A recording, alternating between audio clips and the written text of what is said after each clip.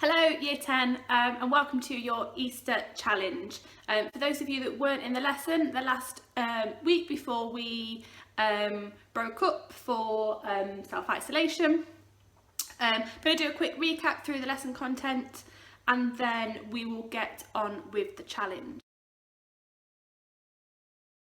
Last lesson before we finished school, we looked at two processes, one called glycogen loading and one called protein loading. Now these are key processes that you'll need to know for your exam, so please make sure you're making note of these. Now we did a fill in the blanks activity for glycogen loading and protein loading. Okay, now that information is on your PowerPoints, please make sure you've made note of that and that you understand both processes.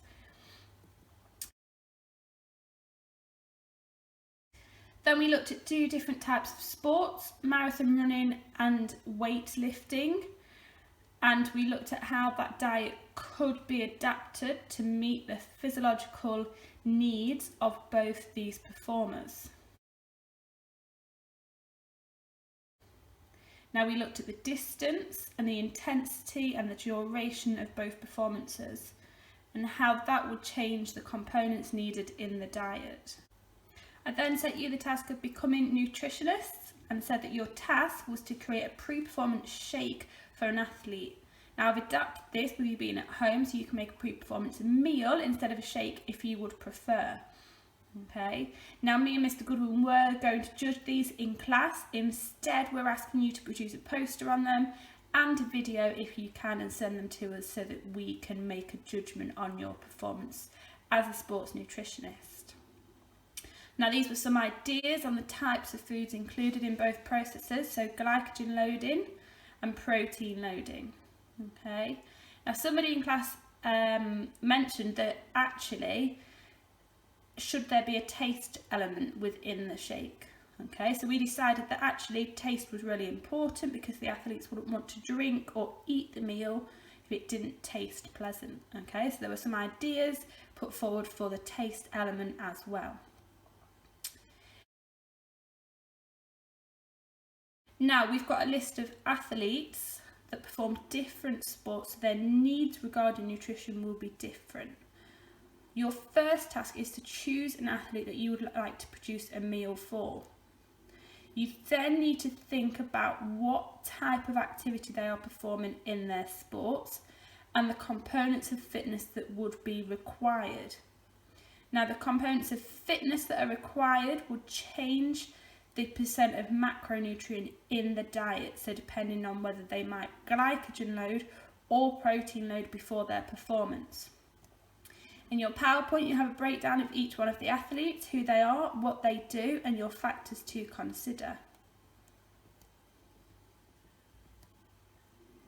Now below this is your poster points system.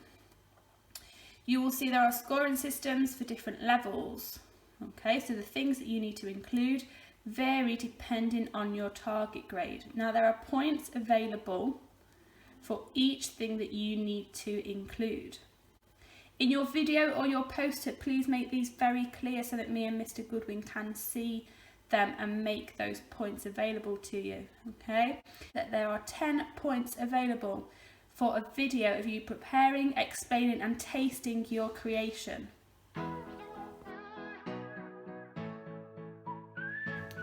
So I'm in my kitchen, year 10, and I'm going to crack on with making my pre-performance shake. Remembering what I'm trying to consider when making my shake.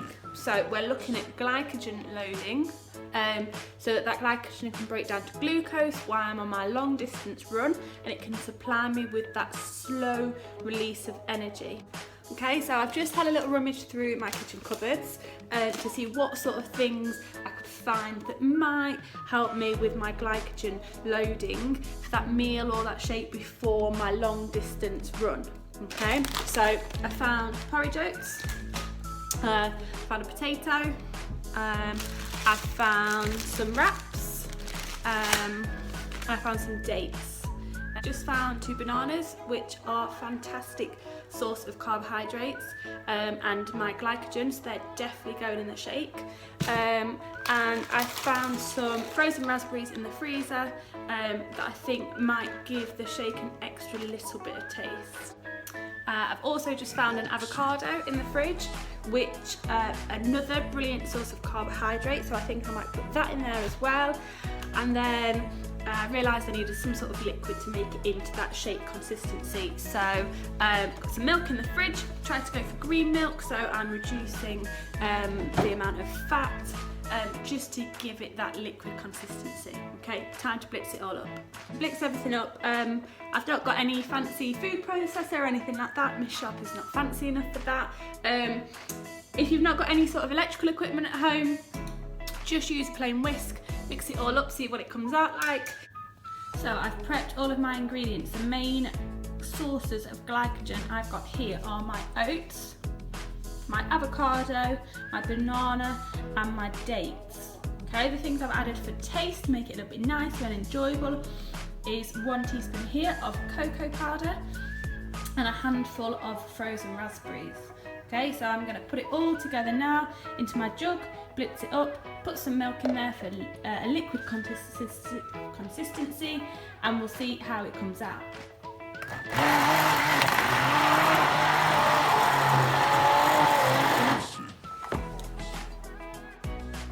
So this is the final consistency. This is what it's come out like. Not sure what it's going to taste like, but we'll give it a go. So I'm just pouring it into a glass so it looks a little bit more pleasant to drink.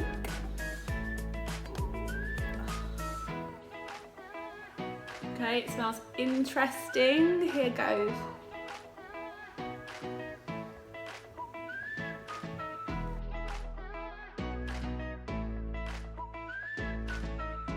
I would give this a 6 out of 10 for taste.